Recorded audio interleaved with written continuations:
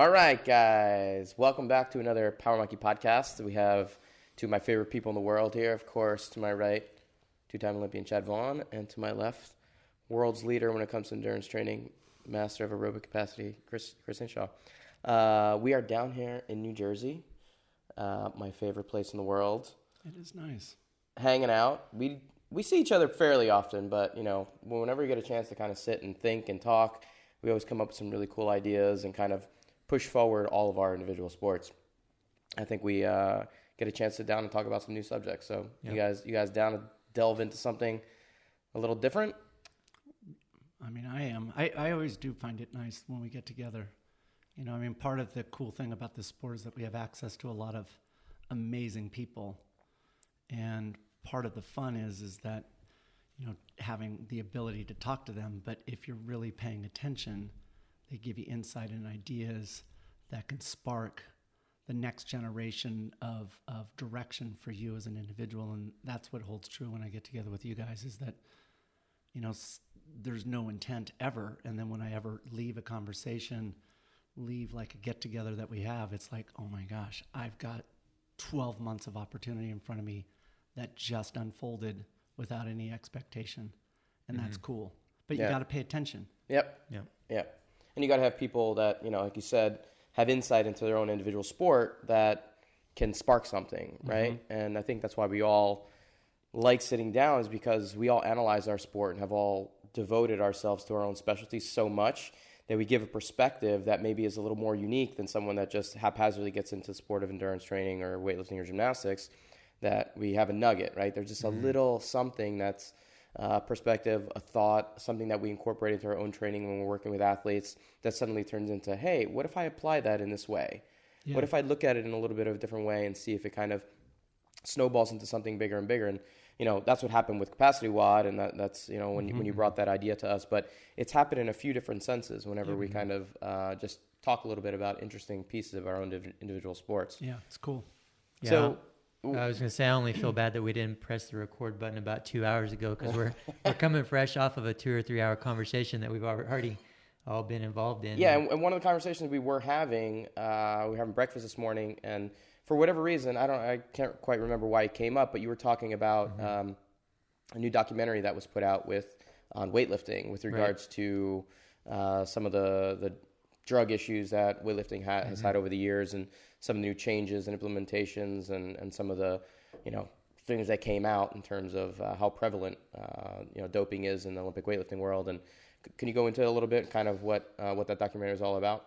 Yeah, you know, honestly, I don't know as much about it as I should, but we talked a little bit about it on the USA Weightlifting podcast, and really the extent that I know is it's not the Icarus one. It's a new one, and kind of specifically diving into weightlifting. And, you know, there were some allegations that were made, and there's enough evidence to where they had to pull the IWF president, who's been there since the 70s, pull him out so they can do further investigations. And my wife's coach, Ursula, who was the IWF, the International Weightlifting Federation vice president, has now had to step into the president position for now while they kind of dig through those. But, you know, basically there were, back when I was competing internationally all the time, I remember certain individuals and a certain number of individuals from certain teams that would test positive, and then, you know, not even a year later, they were back into international competition, whether that be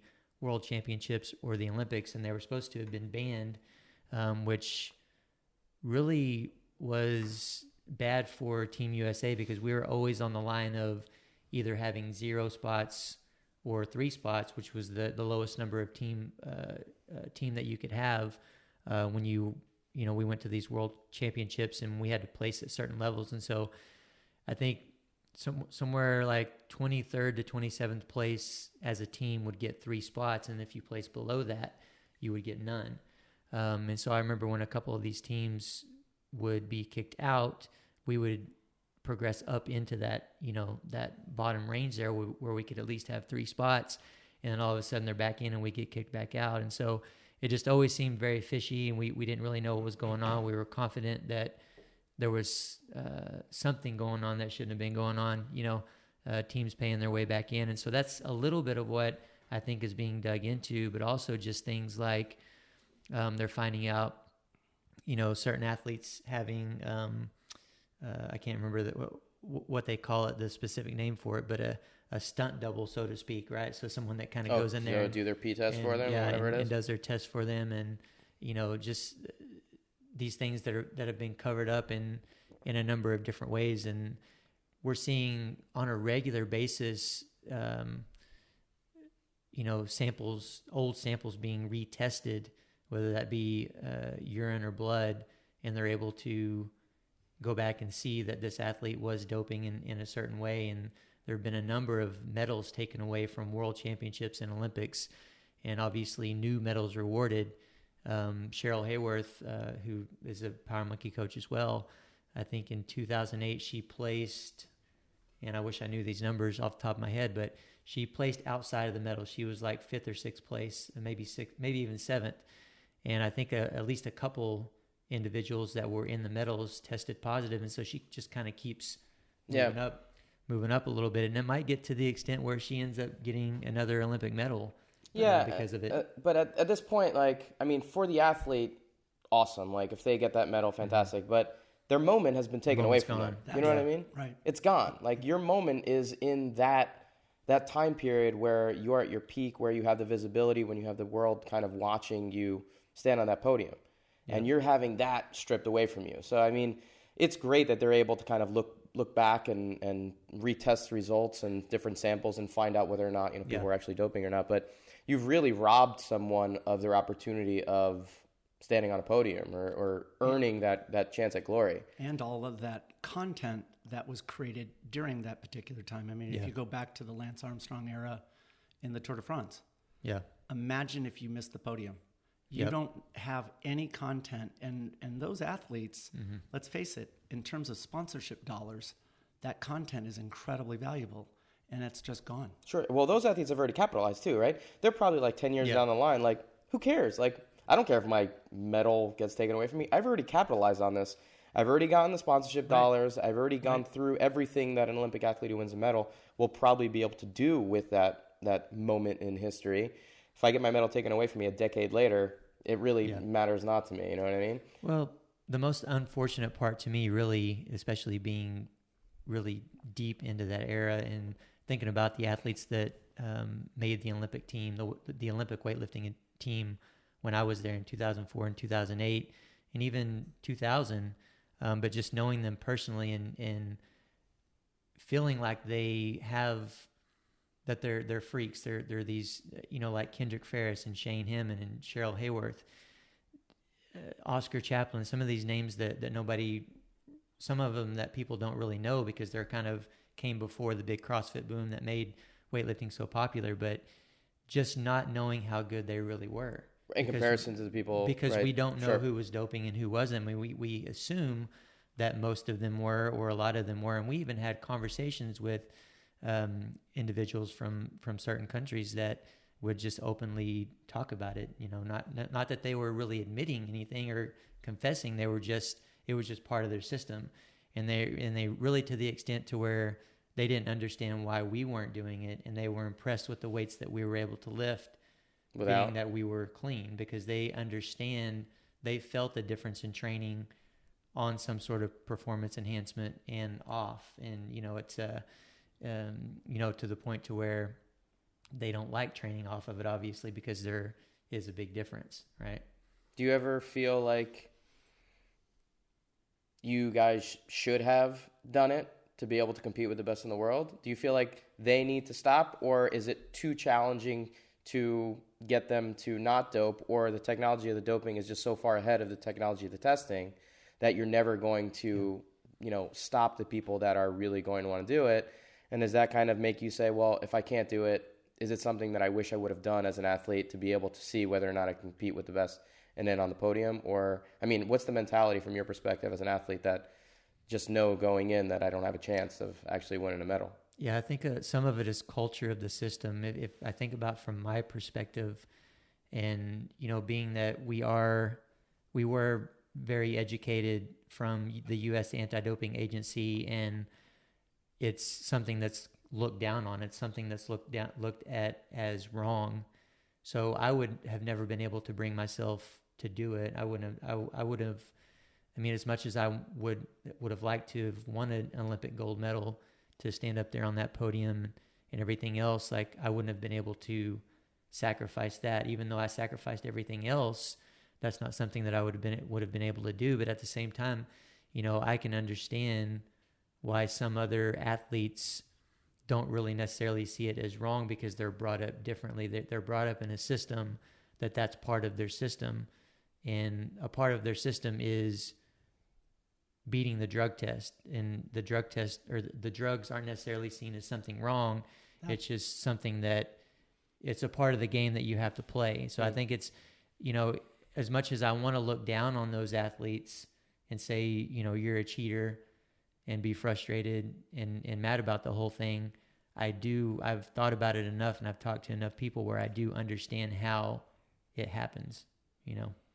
I mean, that's the interesting piece about it, is that every high-level athlete, you know, a lot of people, they'll come up and ask me about it, and is it that prevalent?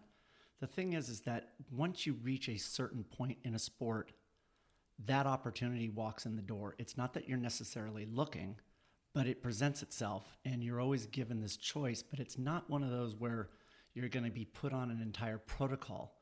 It's something that is introduced in a very seamless and harmless way, where it's just like the next evolution. And It's not like you're jumping into this full program where you have all of these cycles and things. I remember when I was doing the sport of triathlons, and this was in the mid-'80s, and I was doing a run in Palos Verdes, and I had just gotten 8th in the Ironman, and I run across this doctor who starts up a conversation. And I was super naive. I was 22 years old, and this guy knew who I was in the sport, and he said, you know, and he starts introducing this concept of, you know, tell me about your recovery. Tell me about injuries. Well, I was coming off this bad IT band issue, and, you know, my ability to recover wasn't what it was used to be. And he was just introducing these concepts like, we can accelerate your recovery so that you can get back out there and train faster. And it was almost introduced as like a type of therapy. Yeah. It seemed to the naive 22-year-old like, that doesn't sound that bad. Right. Now, I am so grateful at that time. This was when that whole Lyle Alzado and the Oakland Raiders, or LA Raiders, and he was coming out about, you know, getting cancer and being on like steroids and all of that. But if those things weren't out that information, then it's kind of like it seemed like a harmless little thing. Yeah. And it wasn't a full-blown protocol. It was just like, why don't you just come in and we'll just take a look at what options we have. And that's how it starts. And without a doubt, every athlete has access, but not intentional. It walks in the door in front of them, and then they have this choice.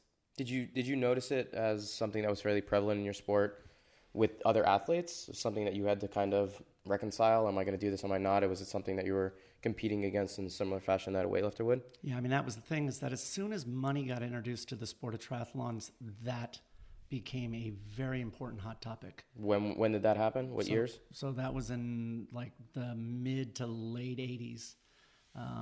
You know, there was a holdout by the better athletes in the sport. The main event back then was the Hawaiian Ironman, the one in Kona, the one that started it all. And what happened was the athletes, you know, that was the marquee event because it was on national TV and it was filmed, you know, shown worldwide. The problem was that they knew they were their marquee event, and so they had no prize money. And so what happened was, one year all the athletes held out in order to bring prize money in. And the next year they had $100,000, and it just continued to grow from that. And as soon as that occurred, the sport changed.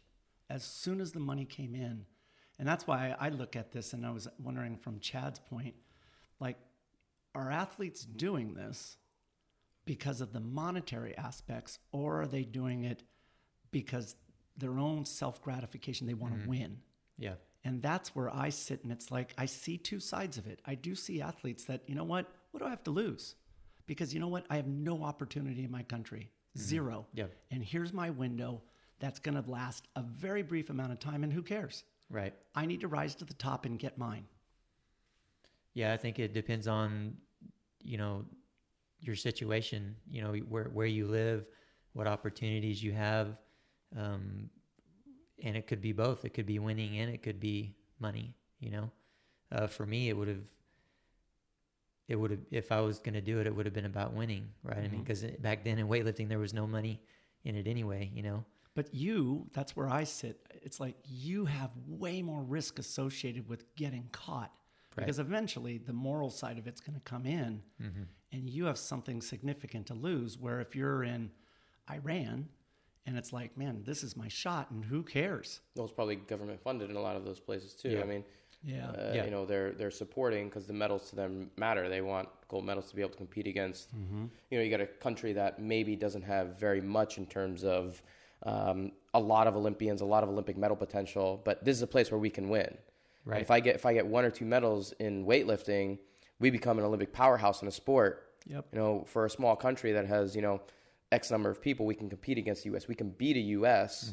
in a sport and become one of the world's powerhouses if we throw a little bit of funding and a little bit of, extra. Well, that was the rumors back in, the 80s and 90s was about wrestling.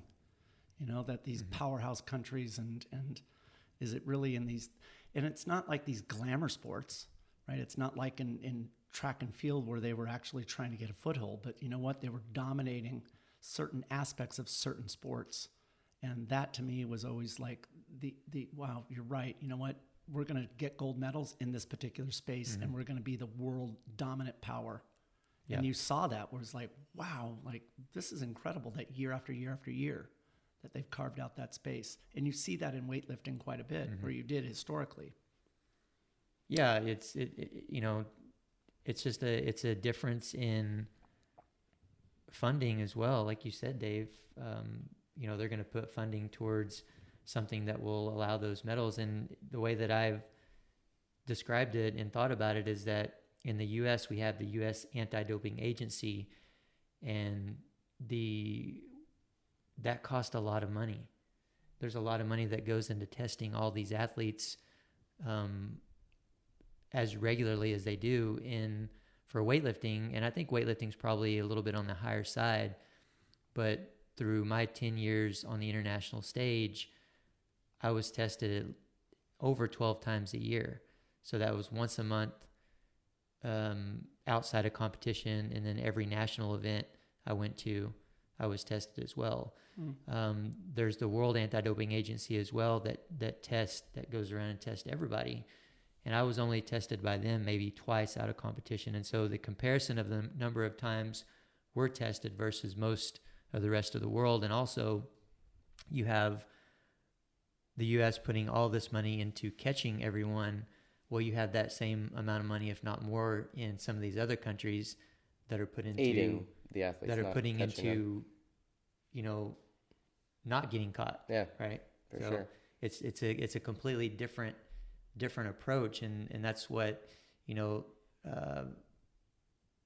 I guess me as a U.S. athlete, that's what I was up against.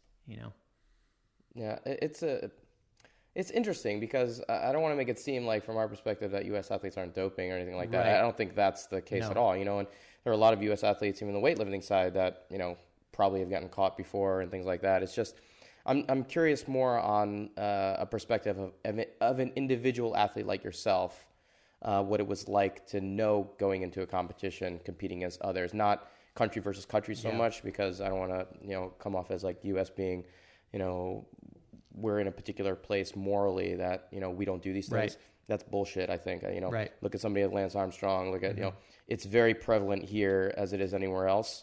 It's just that we need to kind of look at the individual coming from perspective of going into a competition, knowing that you're ready. Well, so let me add on that. So I think that actually, before Chad, you answer that. So what's interesting is that you take these major countries, U.S. being one of them, UK.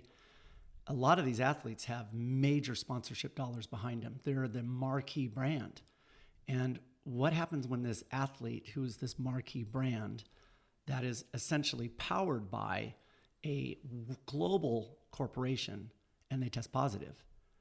The thing is that this sponsor now has a fiduciary interest in that athlete and making sure that that positive test gets overturned. Right. And the thing about these drug testing organizations is that they have very limited funding. These tests are very expensive, and then Right. you want to throw in a company with billions of dollars in revenue, and they're now going to pick a fight in the courts. They'll bankrupt these companies. And so part of it is that these organizations, they recognize that. They recognize that if we're going to pick a fight with somebody who has a major global sponsor, there's a massive risk associated with that. And that's the part that I'm also concerned about. Yeah. Yeah. Yeah. So back. Yeah.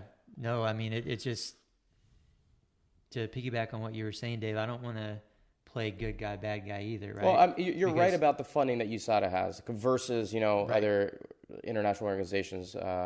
So USADA does an incredible job, and they have, so much on their plate in terms of checking out USA athletes, and most other countries don't have those same resources to be able to do the same with their countries. But I mean, my question more had to do with Right. you as an individual athlete representing yourself For and sure. going into competition, and kind of what that perspective looks like for you. For sure, and I just want to back up real quick and say if I was born somewhere else and I came up in a different system where the coaches and the leaders were saying, this is our system, I need you to take this pill or whatever, this is just what we do, there's nothing wrong with it, and we these are the things that we do to pass the test and compete.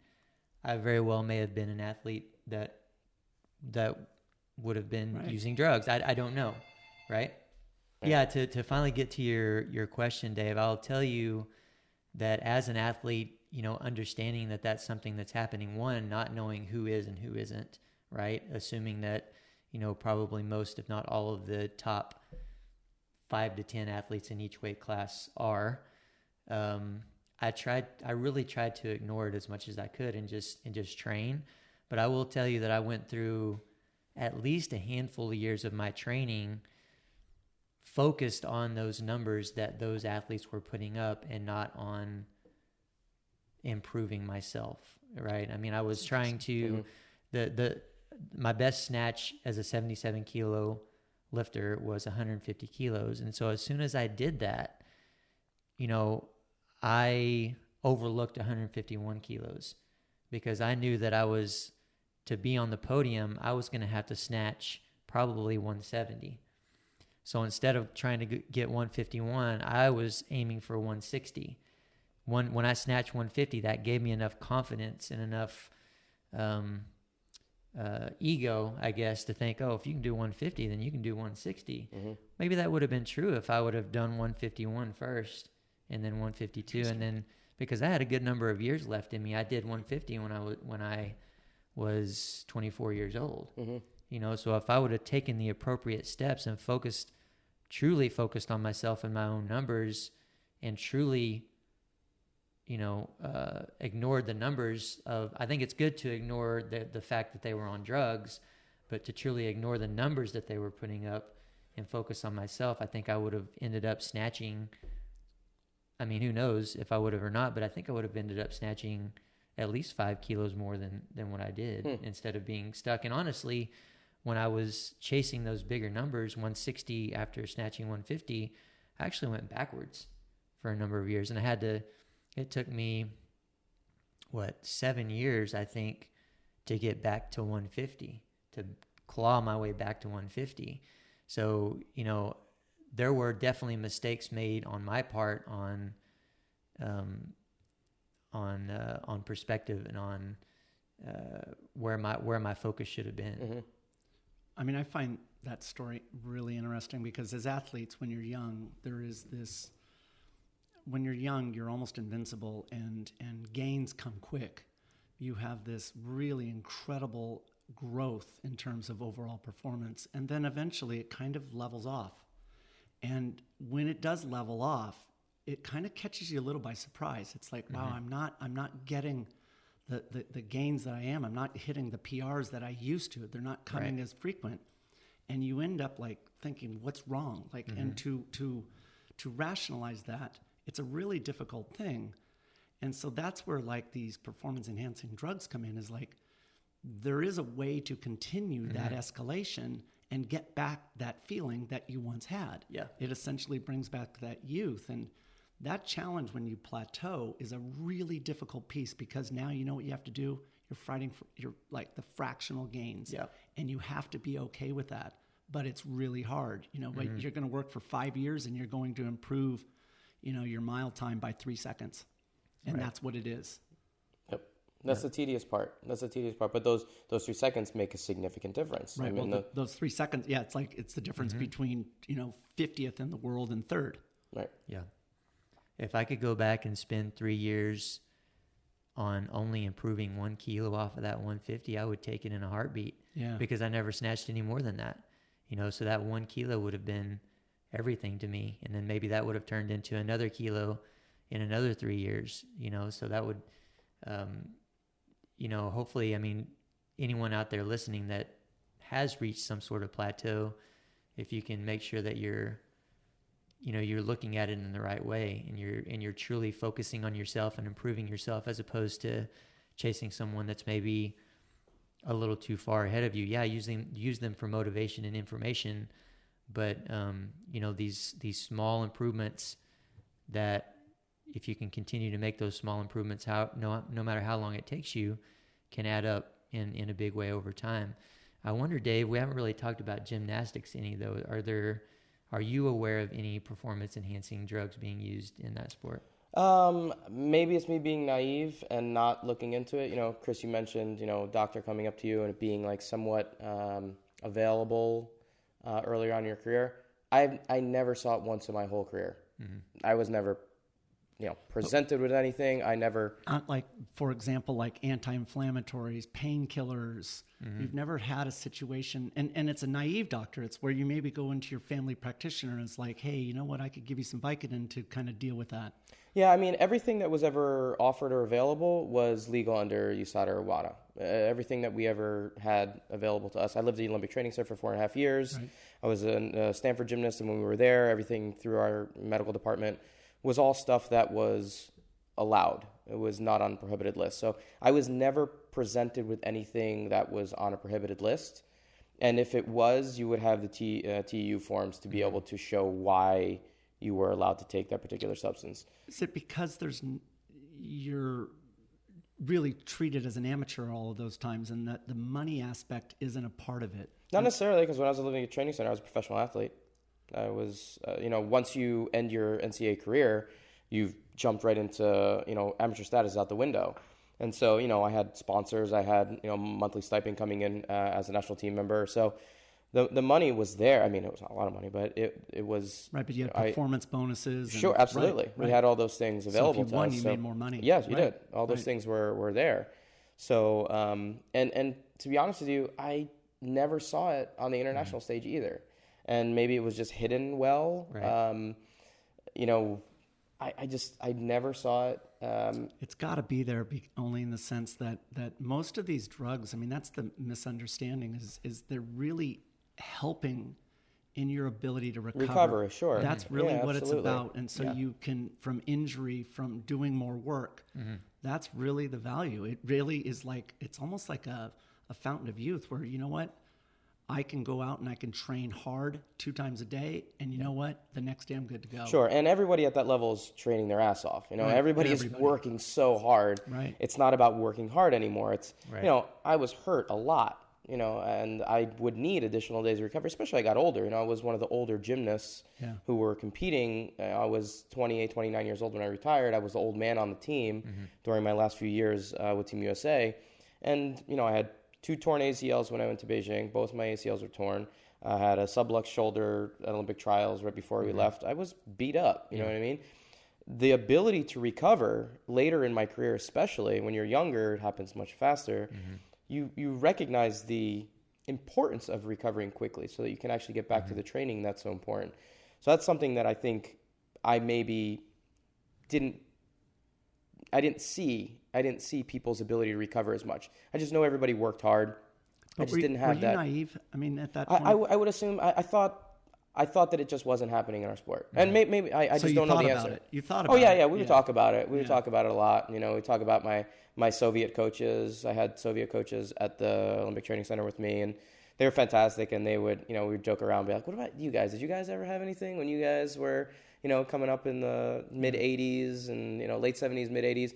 And they would always joke. I don't know if they were joking, be like, yeah, well, they would give us something, and we don't know what they were. They would just say like, "This is part of your training," Yeah. But I don't know if they were like joking with us or what, if that was legitimately part of the training. But in any case, it was never anything that we were sure of. It was never anything that we like found athletes to be consistently doing on a regular basis. It was just not something that our sport ever had a legitimate, visible problem with in the same way that maybe cycling does, or weightlifting, or a lot of those other endurance sports. Just look at East Germany and the swimmers. I mean, there's an incredible documentary on Netflix with Shirley Babashoff, and she was a swimmer out of the 1970s, and they really went into a lot of investigation, and then there was a lot of interviews with these East German women during that era, and the schemes that were happening back then. And it was really to show, these eastern portions of Europe, their domination in the fitness world. And swimming was an area, women's swimming in particular was one where there was dramatic improvements almost overnight. And yeah, it's an incredible documentary. I mean, it for sure back in the 70s was occurring, but it was mostly happening on the women's side, that they were taking and building strength, speed, and power in these athletes. What was the name of that documentary? I'm not sure. It's regarding a swimmer, Shirley Babashoff. So she was one of the women's best female swimmers in the world at that time. She was without a doubt the most dominant in the field, and she had to go head to head against these East Germans. And it's really an incredible documentary in the sense that it took somebody who was so dominant, and then the drugs came into the sport, and it just stole her future. And it's interesting in hindsight that these swimmers, it wasn't their fault. They were just told, like, hey, this is the part of the program. Yeah. And they would go into these training centers. They're not even living at home. They're 100% captive to this sports organization, and this is the protocols. And, they have a lot of, like, the East German swimmers, the women back then, like, now they're, like, guilty of, like, hey, this is, it wasn't fair at all in hindsight. But you can't bring that time back. Yeah, that's where I think that a lot of it is that these things happen, and these athletes are just, they're not aware. They're just not aware. They don't ask those questions. It's almost like, that's why times are a lot different now. That whole excuse like I didn't know doesn't fly. Yeah, because information is readily available. Yeah, absolutely. Now, my thoughts always go to whether or not performance-enhancing drugs are kind of a shade of gray along a continuum of access to great ways to become an athlete. Meaning, someone that's training at the U.S. or at the Olympic Training Center, what we have available to us is an incredible nutrition program. We have some of the best doctors in the world. We have incredible sports science departments. We have incredible access to sports psychologists. These are all ways for us to enhance our training, right? Maybe they're not something we ingest, but they are ways for us to enhance our training that a lot of other athletes don't have access to. It's an unfair advantage. That's what I'm saying. Is it an unfair advantage in the same way that a performance-enhancing drug is an unfair advantage?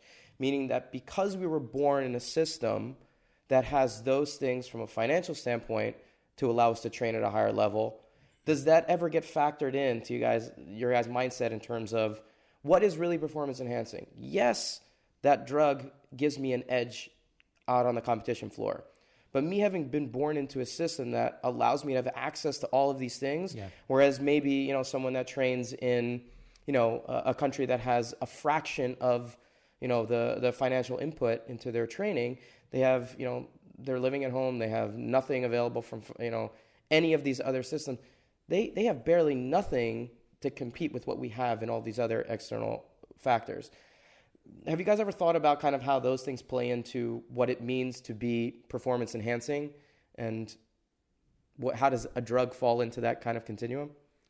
Yeah, definitely. I mean, there's those things to consider, and we would even have, even a lot of Americans. We used to have this forum called GoHeavy.com, and so this was before Facebook and Instagram and all this stuff, and this is basically where all the weightlifters went, and we would get into heated arguments and everything else like that. And we'd have a lot of people get on there and talk about drugs and say, look, yes, this is happening, but that's not why U.S. is losing. U.S. is losing because you're not doing the right programs, your technique isn't as good, which I don't think was anywhere near true at all, but it's kind of along the same lines as to what you're talking about there, Dave. But I just feel like, especially if you have the right drugs coming into your body, and I've talked to enough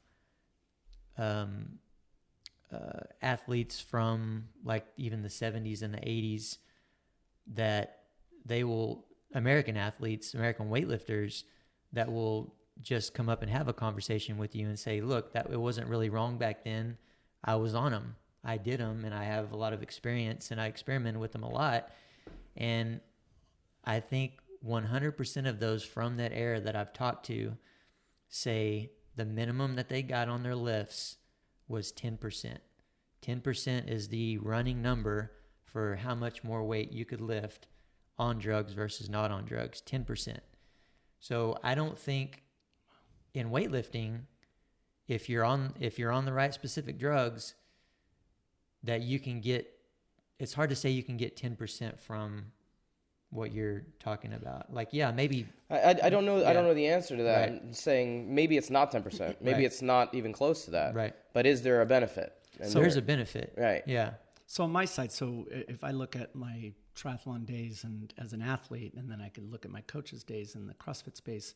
As an athlete, back when I was racing, there's two major bicycle component manufacturers in the world. One of them is Shimano out of Japan, and the other is Campagnolo out of Italy. I was sponsored by Campagnolo, and Campagnolo introduced the very first disc wheel in the 80s, and it was made out of Kevlar. So a disc wheel is where there's no spokes. It's just a solid rear wheel. And their wind tunnel tests on a 40-kilometer time trial, which is the Olympic distance of the bike race portion, 25 miles, they showed that this was worth, if you're averaging a 1 hour completion time for that 40 kilometers, would save you a minute in time. Mm-hmm. The price of this wheel, if you wanted to go out and buy it, was $2,500. It was a dramatic advantage that was unfair. Right. Imagine if you can't get a hold of one of them because of cost. Mm-hmm. And so part of it is like we saw that in cycling. I mean, when these major teams were coming to the sport of cycling, these companies were producing bikes that were weighing under 10 pounds. Well, if you have to take a 20-pound up a mountain pass versus a 10-pound bike, it's a dramatic difference. And every one of these sports ultimately comes in and they create rulings of what's acceptable and not, meaning technology is ultimately limited. Formula One racing, I mean, it's one of the most expensive sports in the world, and there was a major controversy over the cars that were actually being used, and some high-profile teams were using these beryllium aluminum brake calipers that were incredibly expensive, but beryllium aluminum, it dissipates heat faster so that they could go faster into corners and not overheat their brakes. It was a dramatic advantage that they finally came in and said, you know what, ruling, those are out. Same thing in swimming. Those speed suits that were created, unfair advantage. Ultimately, they created rulings, and those are out. Mm-hmm. But it's the same thing with drugs. The manufacturers of these products are looking for a competitive advantage that is a loophole. And they're incorporating these things in, and they're always on the forefront. The sport is always on the behind. Right. One of the things that Nike just did is, this sub 2 hour marathon that Kipchoge ran. Nike created a shoe that is without a doubt a dramatic advantage. And this shoe, they had to conform to the regulations within the sport, meaning there was a certain layout and form factor that it had to create. And you know what? Nike actually conformed to it, and it is permitted to be used by Nike athletes in the Olympic Games. Mm-hmm. And so that's the thing, is that these companies are constantly trying to find things that showcase how great they are as an organization, and it does provide an advantage. In CrossFit, on the coaching side, I do all of my seminars around the world, just like you guys, and you know what? By seeing other parts of the world, you know what we see? We see that these other countries, they are at a massive disadvantage because the knowledge source in CrossFit is in the United States. It started in the United States, and most of the trial and error from coaches of what works and doesn't work was in the United States. And it's not that they're doing something different, let's say in South America. They're not. They're doing things that are obviously what we have done, but they're not targeting the highest value of time because they don't have the learning curve. And we have a dramatic advantage right now because of just that knowledge source. And that's why you see these other countries that are new to it, they're finishing in the back. Now, that ultimately will level itself out, but there is an inequality there that I see all the time. Now, the problem is they're looking at it and going, how do we catch up? And so maybe, you know what, you got an athlete that's sitting there and hiding, and you know what, just training hard, real hard, getting a performance-enhancing drug, and you know what, they're going to continue training and hiding until their performance is solid. Then they're going to get out of the drug, they're going to cycle out, and then they're going to come in and make their appearance. And by then, you know what, they've already altered who they are. They're clean when they compete, but they weren't. Right. And that's the concern that I have. And that's what I see out there in the community is that I have no intention of competing, none. But ultimately their numbers get to the point where it's like, wow, I'm suddenly world class. I'm going to cycle out and now I'm going to compete. Yeah. I mean, talking about that, Chris, and specifically transitioning into talking about CrossFit and the competitive side of CrossFit, not even the competitive side, just athletes out there that are addicted to CrossFit like we all are, and they want to snatch more weight or have better times. Or look better. Or look better. How much drug use do you think that there is? I mean, there's no doubt that it's here. You know, what's interesting is that I'm occasionally asked by CrossFit HQ, because I work with a lot of people, you know, like what's going on. And honestly, if I heard anything, I would report it. And I am so against the use of it. I think that the whole context, the message it sends is awful. And I think that it's counterproductive to the success of any sport. And so we as coaches have this duty to disclose. I think that, and I often wonder, like, you know, do I not hear about it? Because, you know what, I've been very vocal about if I do find out, that's I'm going to do my job. But what I see is that it's not in the U.S. What I see is when I travel, I see the access that people have. The access to drugs outside of the United States is substantially easier. Drugs that are monitored by doctors, medical doctors, that are prescribed and monitored. And what I see is that it's not necessarily the athlete that is taking these for performance to compete. I never actually see that. What I see is athletes that are in their middle ages, they're in their late 30s, 40s, and 50s, that, you know what, they just want to perform well in the gym, they want to feel good, and they want to look good. The problem that has happened with those athletes that have no malicious intent, it turns into where, you know what, all of a sudden now I'm competitive. Right. And it's giving them this false sense of reality that they did it clean, because when they actually do go compete, they cycle out. And yes, in theory, you know what, you are clean, but you know what, the last 5 years, how'd you get to where you are? Right. And the athletes that have been clean and are clean, they got there from working hard, and they haven't altered this biological passport. Yeah, and I mean, not really trying to call any certain group out, but in that aspect, do you feel like at CrossFit Games level that masters are more likely to be on them than... Well, so that's where I think that CrossFit's done a pretty good job, is that they've recognized that that's the area of concern. And so CrossFit's done a real good job in going after those athletes and testing at a variety of competitions. And I'm not talking about sanctional competitions. They're testing at regional-based competitions inside country. Because one of the problems is that, you know, the cheating that is going on now because of these national champions. You know, let's face it, if you become the national champion of a country, you have a lot of opportunity that's available to you.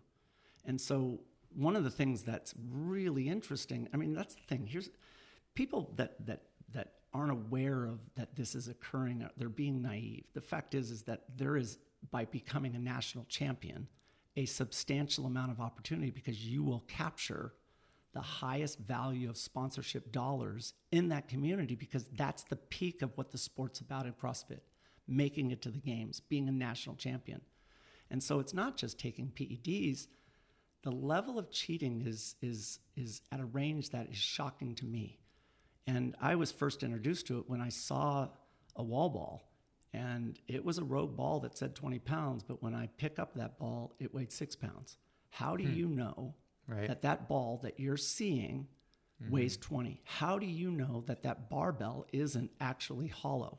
Yeah. How do you know that that bumper really does weigh 25 pounds? You don't know.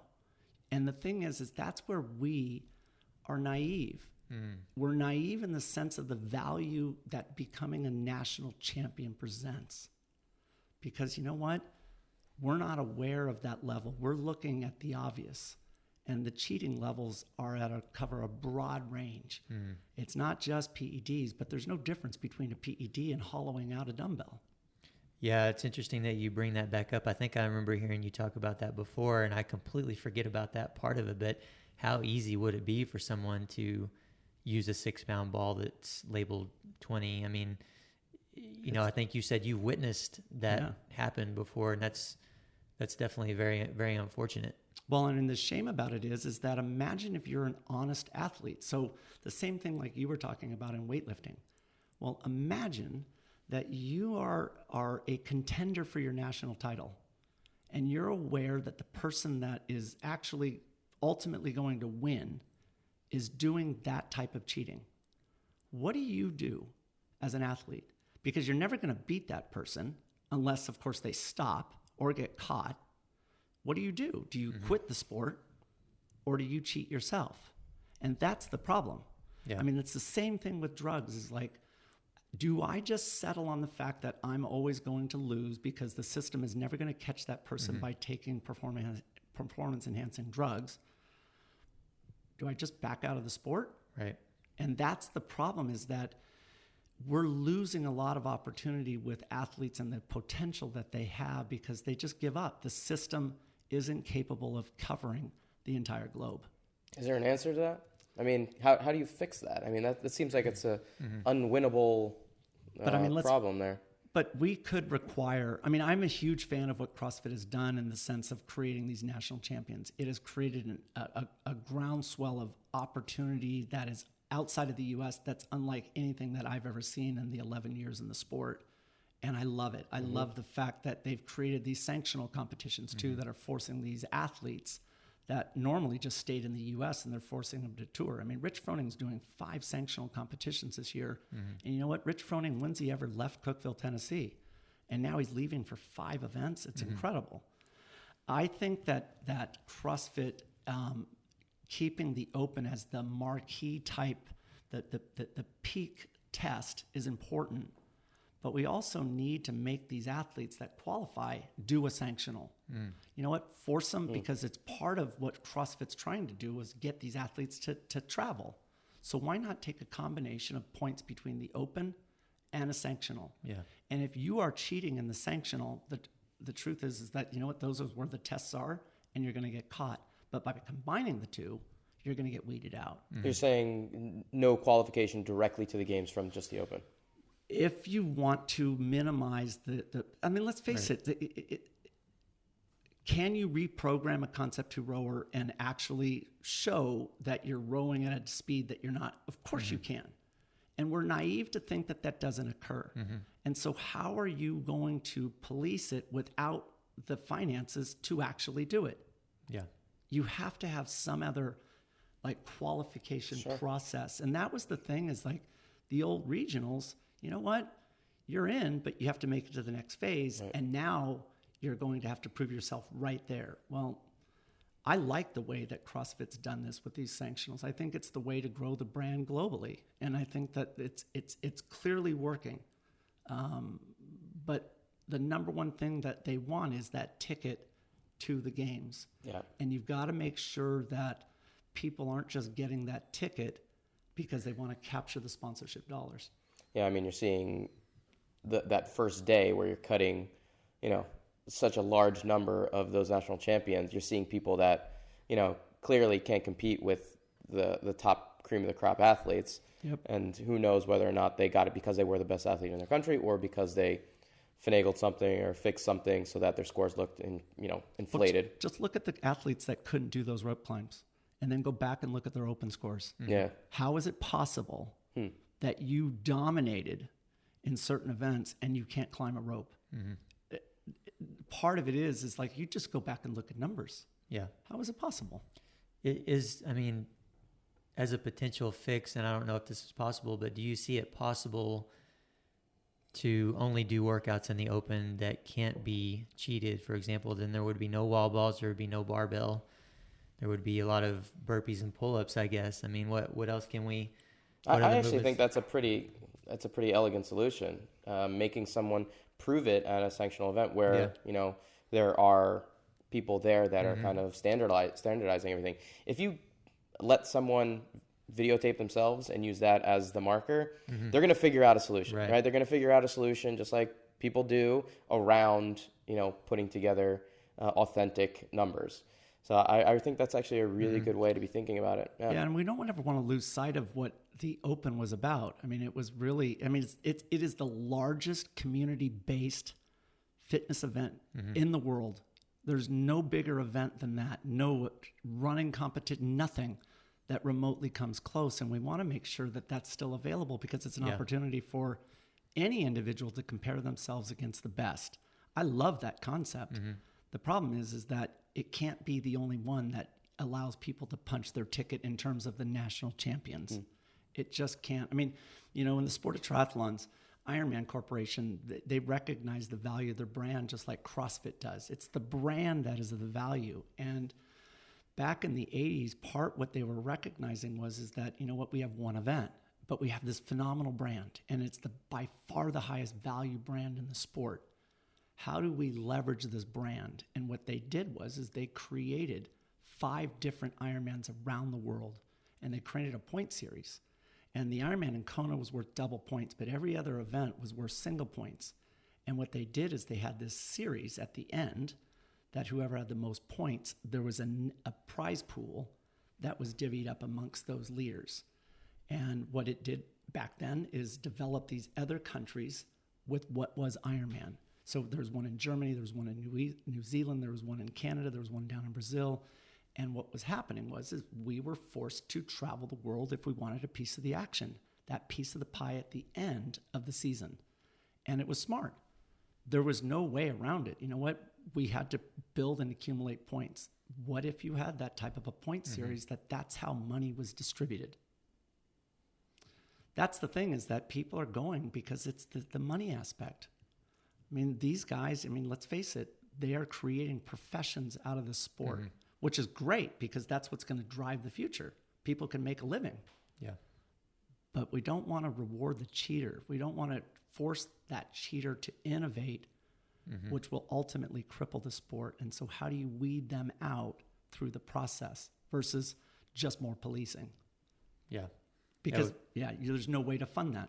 Well, it would be impossible to kind of babysit everyone. But, aside from somebody using a 6-pound wall ball instead of a 20-pound and talking about drugs again, do you think CrossFit is doing enough drug testing? Could they be doing more? The question is their drug testing thorough enough to catch people? And that's the trickiest part.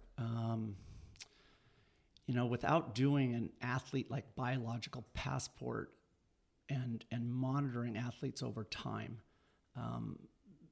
which is a very expensive proposition. Athletes can get away with things that they normally wouldn't been able to get away with. The problem is that how do you fund that? How do you pay for all of that? And that's the thing, is that CrossFit, they're under a budget. And they're doing an amazing job in going after a broad range of people like they've never done before. I mean, the range in which they're testing everything from, people, because they don't test teens, but everything from as soon as Haley Adams, she turned 18, boom, she was tested. And she's been tested and repeatedly tested. And that test happens all the way up through the masters categories. And so they are definitely pushing these tests more than they ever have. But the thing is that are they thorough enough? And that's the test for every sport. Is it a thorough check? I mean, there's a lot of new drugs that are coming. I remember when EPO came out in the late 90s, and I remember reading about it, and it was like, what is this drug? Because we all know in the endurance world that your performance is limited by your ability to push oxygen-rich blood to the muscles that are moving.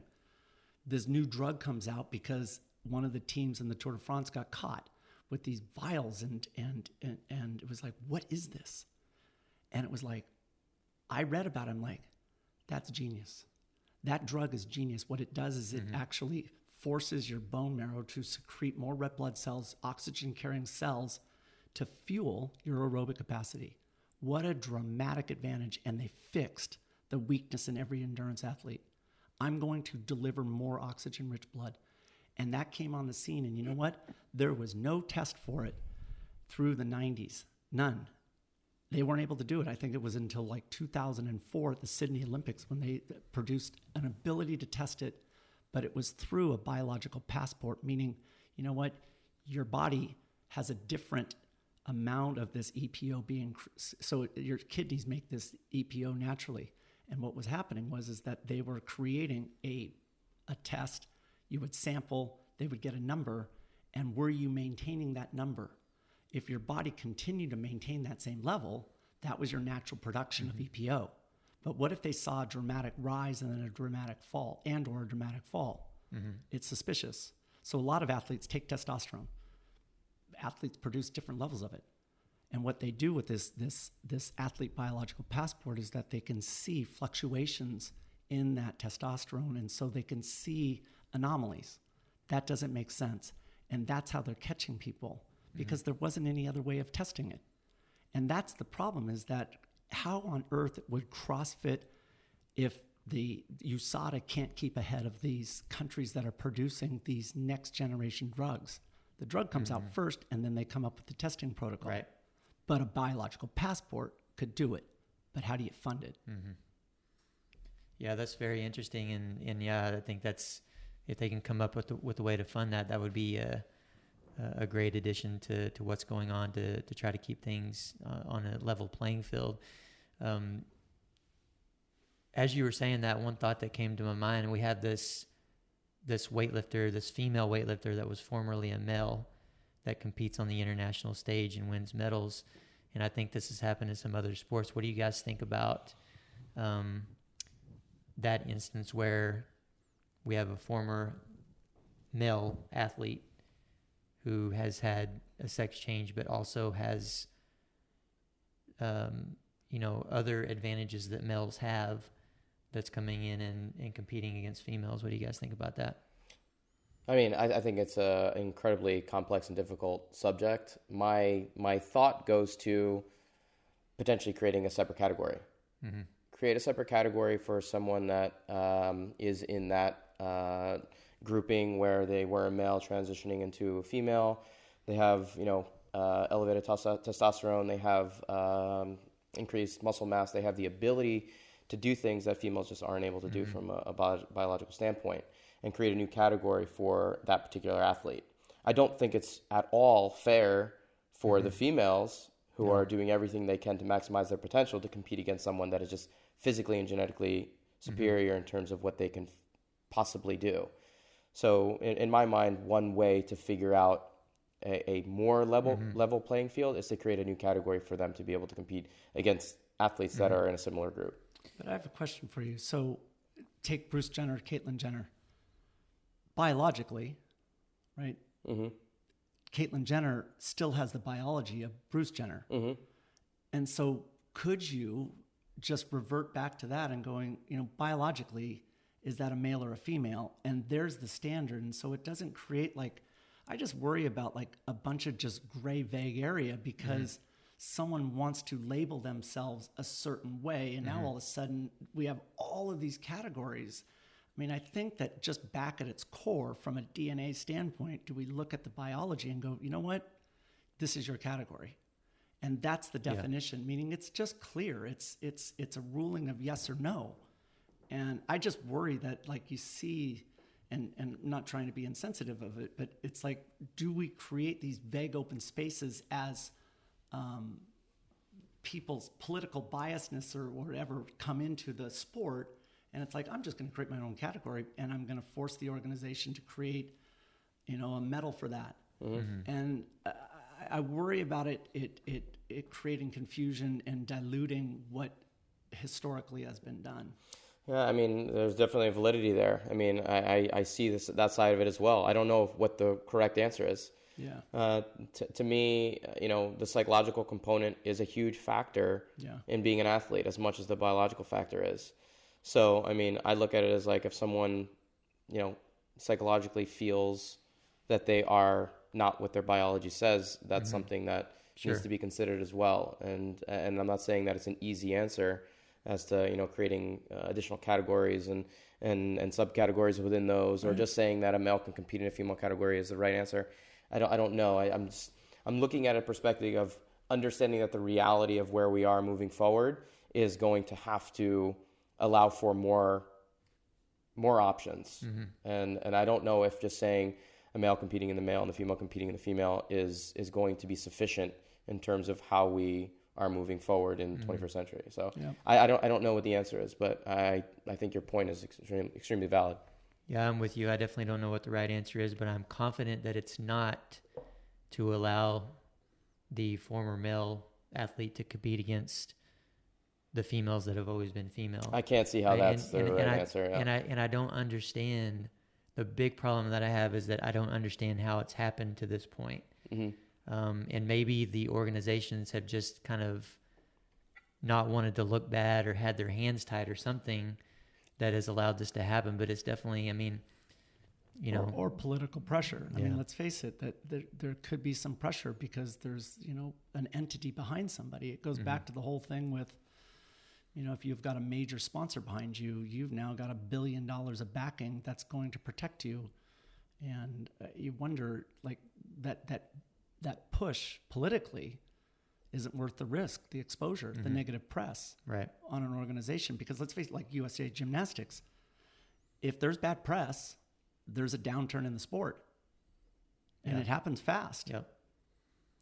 Well, but it could go both ways. I mean, how much, I guess they have to weigh out how much bad press they're going to get from making one decision or the other. Because now, I mean, I would say that, the people that made the decision to allow this individual to compete against women in weightlifting are getting a little bit of bad press at this point because people are thinking about it. Right. And realizing. So, yeah, it's tough. But that's, I guess, another form of performance enhancement, I guess, right? Yeah, I mean, it's completely unfair for the female in that case, right? For those females that have been training and working hard, and then someone comes in that just has a naturally physical advantage, and they're able to compete in the same category. You're looking for equity on the one person side, but what you're missing is the inequity that's happening on the female side, the one that's been in that category their whole lives, and someone comes in that basically can just crush all of their records. And we saw it, I don't know, what is an Australian lifter or something that competed at Commonwealth Games and just destroyed every record as they transition into a new category. And it's like, the answers have not been solved yet. This is something that's still evolving. We're still kind of figuring out what's right, what's fair, and what's making it level across the board. So I don't know what the answer is, but it's something that's definitely going to be. But I think Chad pointed out, I mean, it is a form of performance enhancing. Sure. I mean, it really genuinely is. The thing, so speaking of performance enhancing, you brought up mental side. I was given an opportunity a couple of years ago to go to Red Bull, the mothership in Austria. And my interest in going there was they have a collection of athletes, unlike any other collection of athletes in the world. Red Bull does. And I wanted to sit down. They were interested in just my insights in the CrossFit space and how do you find talent within the space and how do you dissect it. And my interest was, I want to know how they train athletes mentally to, when they perform, put their life on the line. And Red Bull knows that formula. I mean, how do you get Baumgarten to drop from, the atmosphere that's never been done before, knowing that there's a very high probability you're going to die. How do you prepare an athlete mentally to be able to put them in a position knowing that that might happen? How do you control that adrenaline rush, that fear, that anxiety to be able to perform your tasks? Yeah, it's similar to, did you watch Alex Honnold when he, did the climb up El Capitan, and like, they do brain scans on him. Does he react to fear differently than someone else? To me, I mean, even in our own individual sport, dropping under a bar that has, 500, 600 pounds underneath it, or doing what you do and swimming, halfway across the ocean or whatever it is. I remember going down mountain passes and I would feel my tires sliding. And I'm like, okay, I'm right on the edge. Like, that's where I want to be. And it's like, to me, I look back on that day and it's like, you were going 50 miles an hour and you're waiting until you feel like a slight slide. It's insane. Yeah, but it's incremental to me. Right. It's all incremental. Totally agree. You don't go from 0 to 100. No, it's done over decades and, 30 plus years in a sport to be able to say, I know what my boundaries are. I know because I've done the exact same thing, but just 1 degree less than that. And I know I can push to that next piece because I've done everything safely, confidently, and with, a calm perspective. So when you're looking at someone like Alex Honnold, he's able to do that, not because he has no fear. It's because he's done every precursor to that to prepare himself to mentally be strong enough to be able to handle it. So it's just, to me, it's about preparation. It's about incremental gains. But does that come because you're giving resources, coaching, that are allowing you to build into that space? And like, I looked at what Red Bull is doing, it's an unfair advantage. Because if you want to land your motorcycle on Caesar, the billboard sign, it's like Red Bull knows how to do that. They know how to, which has never been done before. They know the protocols. They know the standards. They know how to get you there. I agree with you, Dave. I think through repetition and building yourself up to it so that the gap is not that big each time makes sense. But how do you do it in a space that's never been done before? And those athletes, take, for example, athletes that are big wave surfers. How do they develop that ability to hold their breath in that type of situation where they're in these big waves and not die? Well, Red Bull knows. Red Bull knows, and they know the best way to get you to be able to hold your breath for 7 minutes. They know that, and it's all in their library. To me, if you're in extreme sport and you're not under the Red Bull umbrella and brought into that family, it's a disadvantage. That's wild to think that there's some sort of formula out there, like you said, that can help someone achieve those. I would think that they have to have some sort of a certain level of natural ability, though, to be able to pull those things out of themselves. Do they look for that? You wonder if they find that. Is that what they see and that's what they bring in? You wonder if they have their own protocol that they're looking for from a psychological standpoint. This guy's brought in. I mean, in the endurance world, there are a number of tests that you do to see whether or not an athlete has the markers to develop into something. There's a number of them that are done, and it's not necessarily that you're going to get there because there's so many other aspects to becoming, the top 3 in the world. But the fact is that you can narrow down 99.9% of the population by doing these genetic tests. And you wonder if they've come up with that psychological side that this guy or girl can actually manage their fear. Yeah. Definitely. Because a lot of athletes, we see it where they hit, you see it in gymnastics where it's just fractions of moments where fear, they underperform. That you have workout athletes and then you have competition athletes. Oh, absolutely. Absolutely. And I mean, gymnastics is unique in the sense that one small mistake, there's no do-over, there's no next opportunity. I was equating it to, Van Gogh painting and him doing one brushstroke that was a mistake and him having to burn the painting. And you can't just hit backspace. There's nothing there for you, especially if you're on the world stage. You're competing at the Olympics, you're competing at the World Championships, and you have billions of people watching from all over the world. You raise your hand, you go out there, and you make a tiny mistake. It's over. It's over. There's no mulligans. There's no another opportunity. It's the amount of pressure in that situation. It's at a point that you will never understand unless you're there. It's very difficult to mimic. Well, I mean, talking about fear, I do come across athletes every now and then that I've worked with for long enough that admit to having a fear of putting a bar overhead or dropping under a snatch. And, I wonder, is there another way that I can help them beyond sending them to maybe a psychologist or something? Because it gets to the point to where I've given them enough drills. I've given them, I feel like, sufficient number of repetitions over a number of years, but still they have such a fear to where they just cannot make themselves drop under the bar. So it's definitely very interesting. Is there some sort of formula I can use, or some sort of words or protocol that I can give them to help that? And I appreciate you giving me credit for dropping under a 500-pound snatch. I might be afraid to drop under a 500-pound snatch, but I believe in you, Chad.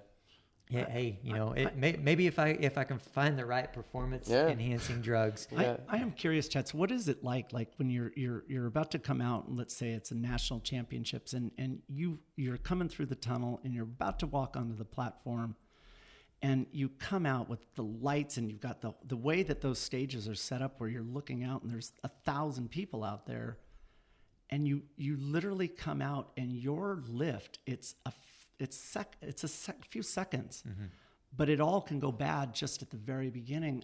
I would think that your fear, even with the ritual of doing it 1,000 times, at some point in time, you're like, wow, I got to get this. Otherwise I'm out. And if you make one mistake, you're out. And what's the thing? You've got to wait now another 4 years. Yeah. Well, I think in the beginning of my career, I can look back and see that I was, completely oblivious to what I was doing. I was to the point to where I didn't realize I was supposed to be scared. I didn't realize I was not supposed to be able to make that weight. And so I did well to a point. And then I had a good couple of years where I went through a slump where I did struggle with what you're talking about. It was life and death for me to make that lift. It was so important to me. I was desperate. I would, pray and beg, please don't miss this lift. Please don't miss this lift. And then finally coming out on the other side of that and learning how to handle that, I became a better competitor than I'd ever been, because all it is a matter of me staying in the moment, and honing that in training. So making sure that I can snap my finger and get inside of that moment enough to where I can execute to 100% of my ability, and then being able to do that out there on the competition platform where all those any goal that I have, any negative thought that I have, the crowd, the lights, none of that is there because it's just this moment. And so that's what I really work hard to try to teach other people as well. Yeah. And that's not easy to do. I mean, they have to put it into play in training over and over and over again, and they have to understand the concept. They have to understand that they need to be in the moment, that they need to be able to snap their finger and push all of those things outside of their head. And I think that's pretty comparable to any other high-level athlete from any sport. They found a way to be able to do that, whether they realize it or not. And I didn't really even realize what I was doing until I became a coach and started trying to teach people how to lift and how to get the most out of themselves. And I'm like, oh, yeah, do this because this is what I did. It worked for me. Luckily, the method that I teach, the focus method that I teach, not only worked well for me, but I see it working very well for other people as well. So I think it's a matter of focus. It's a matter of being able to be in the moment. This could be a whole podcast by itself. Oh, absolutely. The mental side just kind of... Well, I mean, I watch you guys in gymnastics, and you do it a little different, right? You're like, you see people in the middle of the routine, and the announcers are like, they know what the routine is, and they know the movement's about to go, but for some reason, the athlete changes the move in the middle of the routine. Rare. Right. But it does happen, like on high bar, like in rings. It's happened. It's happened. Normally, you won't see that. It does happen in rare cases where an athlete, has to make a change either because the flow of the routine has been interrupted because of the previous movement, or they're a little bit off in terms of what their grip is doing. But for the most part, it's a systematic 10 skills that like the back of your hand, that you have to do in that particular sequence, and it down pat. So could you in training do a more sophisticated routine, but it's not safe enough?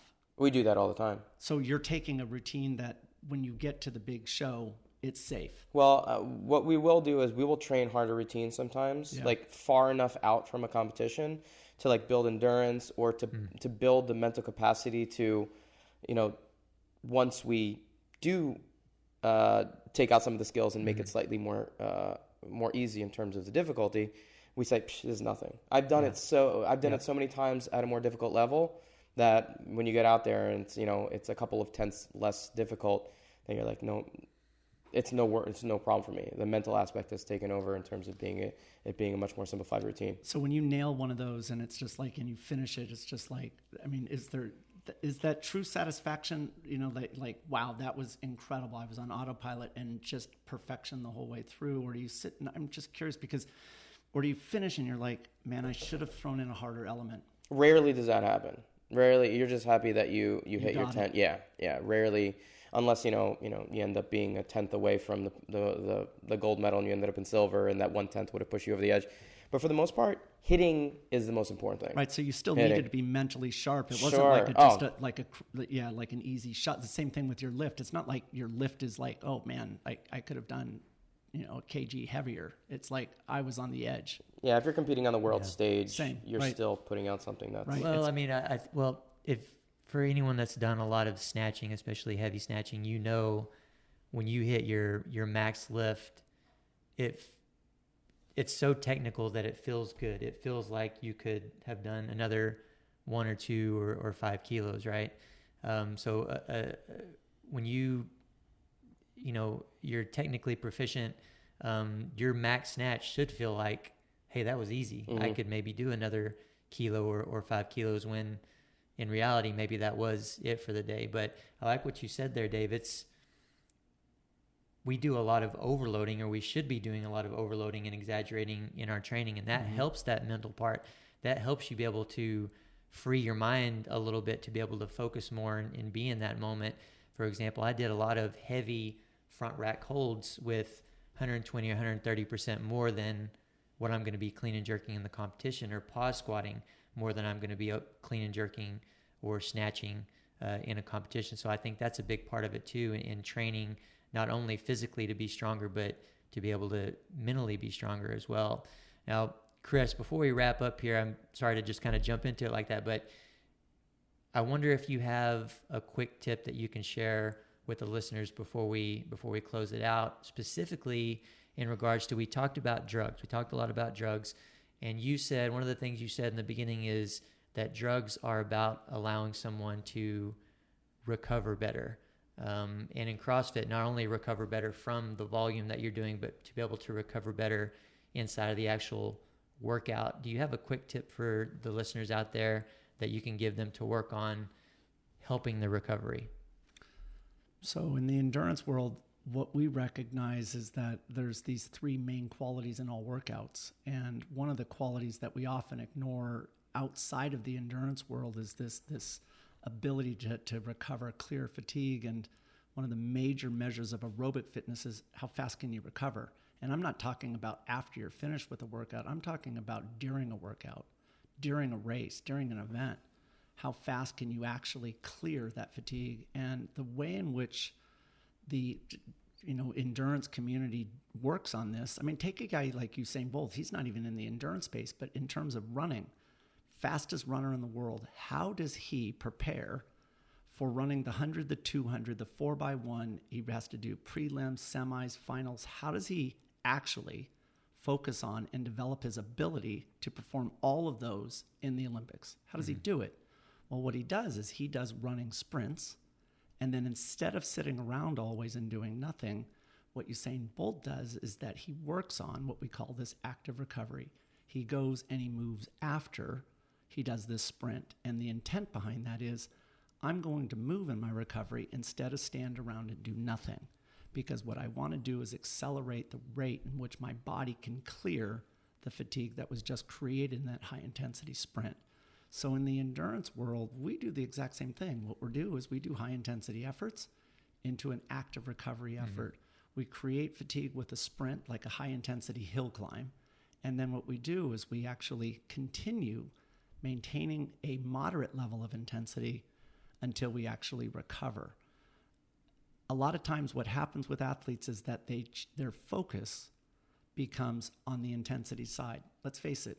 Everybody wants to get faster. Everybody wants to get stronger, but ultimately their work capacity gets limited because of recovery, meaning they just get tired. And so what you want to do is you want to throw in these elements of, you know what, I'm going to change up the intent of this workout and not focus on my speed or my strength. What I'm going to do is the next time I do it, I'm going to challenge myself in the recovery. Instead of sitting around for 3 minutes, what I'm going to do is I'm actually going to move. Mm-hmm. And what you're ultimately doing is getting an athlete to do more work in less time. And the adaptation will be is that, you know what, you're going to be able to do more work in less time because you improved your ability to clear that fatigue. Mm-hmm. Absolutely. And you know, what you just explained there is exactly what we do with Capacity WOD. So just a quick shout out there to the listeners. If you're interested in learning more about this concept and how you can use it to increase your ability to recover inside of your workouts, check out Capacity WOD on Instagram, on Sugar WOD as well. And for the listeners out there, guys, thank you for listening in. Hope you enjoyed the show. Please check out PowerMonkeyFitness.com for upcoming events and any services that we have available for you guys. Also, please check out us on Instagram at PowerMonkeyFitness. Also, check out Dave Durante and Ollie Chad for regular content, teaching content. Please send us a message as well, guys. We want to hear from you guys. Let us know who you want us to talk to, what you want us to talk about. Send in any questions that you have that we can cover on the show. Podcast@PowerMonkeyFitness.com. That's our email address, right? That's it. Yeah. But guys, on behalf of Power Monkey Fitness, I'm Chad Vaughn alongside Dave Durante. And until next time, we'll talk to you then.